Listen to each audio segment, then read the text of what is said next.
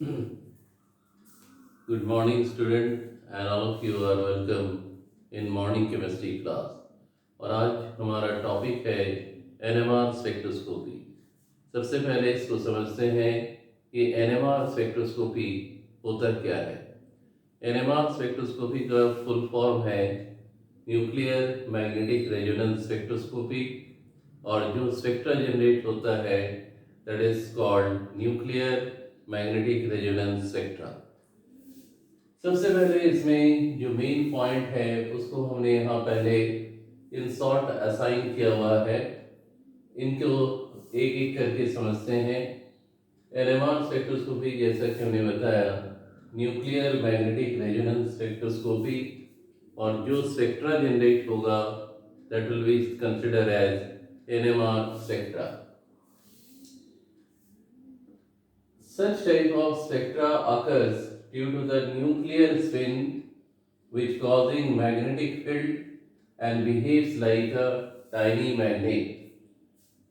इस प्रकार का जो स्पेक्ट्रा का फॉर्मेशन होता है that is only because of the spin of the nucleus which causing magnetic field. Nuclear spin quantum number, nucleus spin को एक क्वांटम नंबर से डिनोट किया जाता है एंड दैट इज आई। आई को हम लोग क्या बोलते हैं? Nuclear spin quantum number. और आई का बहुत बड़ा रोल है। आई के वैल्यू से हमें पता चलता है कि दिया हुआ स्पेसिस एनएमआर एक्टिव होगा या एनएमआर इनएक्टिव। एनएमआर एक्टिव का मीन्स होता है कि क्या दिया हुआ स्पेसिस एनएमआर स्पेक्ट्रा को जनरेट करेगा या जनरेट नहीं करेगा।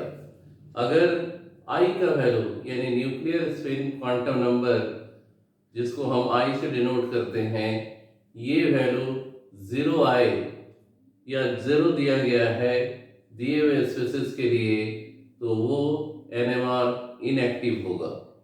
लेकिन अगर आई का वैल्यू मेंशन किया हुआ है अदर देन 0, वो उस कंडीशन में दिया हुआ स्पेसिस जो है एनएमआर एक्टिव कहलाएगा। आई के वैल्यू से हम न्यूक्लियर स्पिन एनर्जी लेवल को जनरेट कर सकते हैं कि कितना न्यूक्लियर स्पिन एनर्जी लेवल का फॉर्मेशन होता है। जब न्यूक्लियर स्पिन होता है, और ये स्पिन किसके कारण से होगा? न्यूक्लियॉन्स के स्पिन के कारण, और मेनली प्रोटॉन के स्पिन के कारण। तो न्यूक्लियर स्पिन के कारण जो डिफरेंट एनर्जी लेवल्स होते हैं, उन एनर्जी लेवल्स के बीच में कैसे स्प्लिट होगा या कितना एनर्जी लेवल बनेगा, ये हम आई के वैल्यू से फाइंड आउट कर सकते हैं। और इसको निकालने का फॉर्मूला क्या है? 2i + 1। Next point, splitting of nuclear spin energy level occurs due to the external magnetic field. जब हम मैग्नेटिक फील्ड इम्प्लीमेंट नहीं करते हैं तो न्यूक्लियर का जो स्पिन है वो किसी भी तरह से हो सकता है, रैंडम ओरिएंटेशन होता है। और जब हम मैग्नेटिक फील्ड को इम्प्लीमेंट कर देते हैं, एक्सटर्नल मैग्नेटिक फील्ड, तो इस कंडीशन में एक प्रॉपर ओरिएंटेशन में न्यूक्लियर स्पिन होता है under the influence of external magnetic field, और जो डीजेनरेसी है वो under the influence of external magnetic field remove कर जाता है। और जब डीजेनरेसी रिमूव करेगा तब न्यूक्लियर स्पिन एनर्जी लेवल क्या होगा? स्प्लिट करेगा लो एनर्जी और हाई एनर्जी स्टेट में, और इसको हम कहते हैं nuclear spin energy level splitting. और इसमें जब पर्टिकुलर अमाउंट में एनर्जी गैप क्रिएट होगा, और उस एनर्जी गैप के करस्पॉन्ड में एक फ्रीक्वेंसी ऑफ रेडिएशन आएगा। फॉर्मूला हम लोग जानते हैं, डेल्टा E = h/nu। उस पर्टिकुलर फ्रीक्वेंसी को मैच करते हुए जब इलेक्ट्रोमैग्नेटिक रेडिएशन रेडियो वेव डाला जाएगा दिए हुए स्पेसिस में, तो ट्रांजिशन होगा उसमें प्रेजेंट इलेक्ट्रॉन्स का lower nuclear spin energy level से higher nuclear spin energy level, और इस प्रकार के ट्रांजिशन के कारण एनएमआर स्पेक्ट्रा का फॉर्मेशन होगा। तो इसका मतलब बहुत ही सिंपल है कि अगर न्यूक्लियर स्पिन हो रहा है, मैग्नेटिक फील्ड नहीं है, तो न्यूक्लियर स्पिन के कारण जितने भी न्यूक्लियर स्पिन एनर्जी लेवल्स बनेंगे उन सभी का एनर्जी क्या रहता है, सेम, जिसको हम कहते हैं डीजेनरेट स्टेट।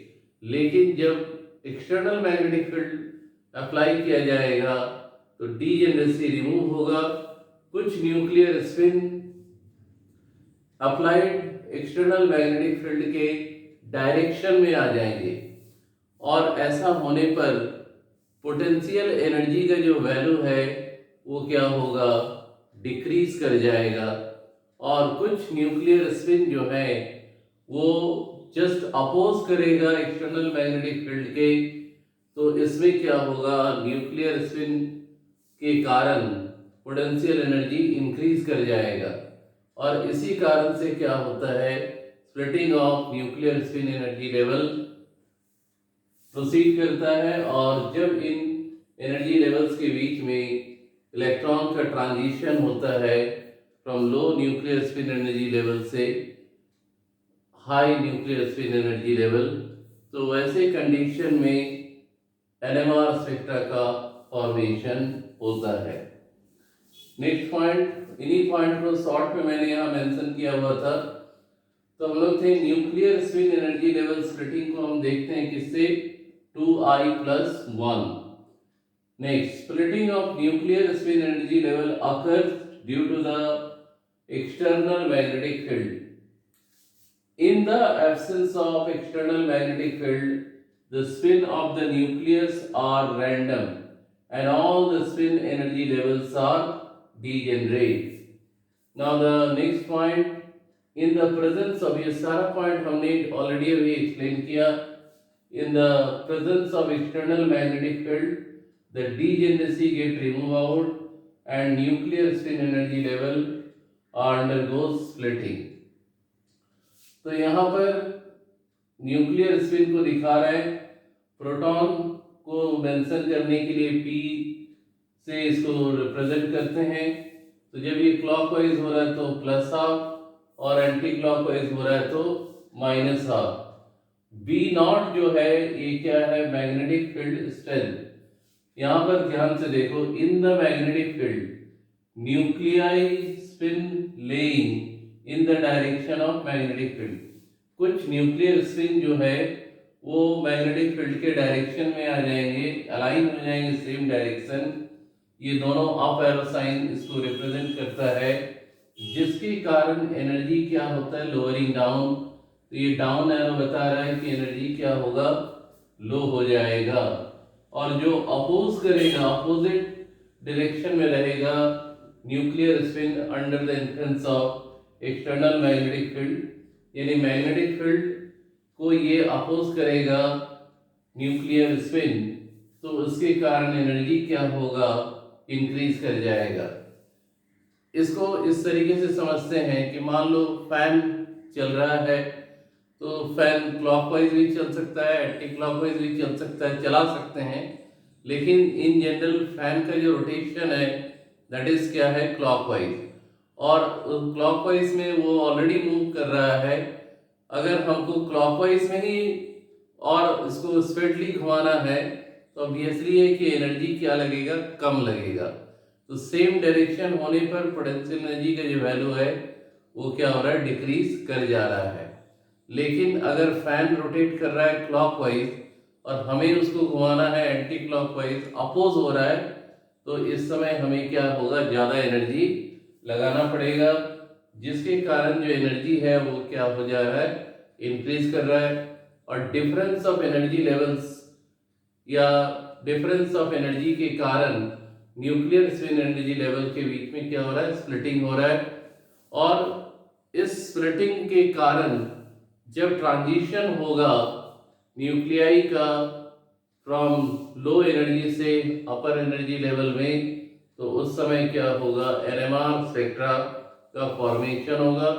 एनएमआर स्पेक्ट्रा को हम एब्जॉर्प्शन स्पेक्ट्रा भी कहते हैं, क्योंकि यहाँ पर रेडियो वेव को क्या किया जाता है, डाला जाता है, जिससे क्या होगा, एब्जॉर्प्शन होगा, और एब्जॉर्प्शन के कारण जब ट्रांजिशन होता है तो इसको एब्जॉर्प्शन ट्रांजिशन, और उसके कारण या ट्रांजिशन ड्यू टू एब्जॉर्प्शन, और उसके कारण जो स्पेक्ट्रा फॉर्म होगा that will be considered as also absorption spectra.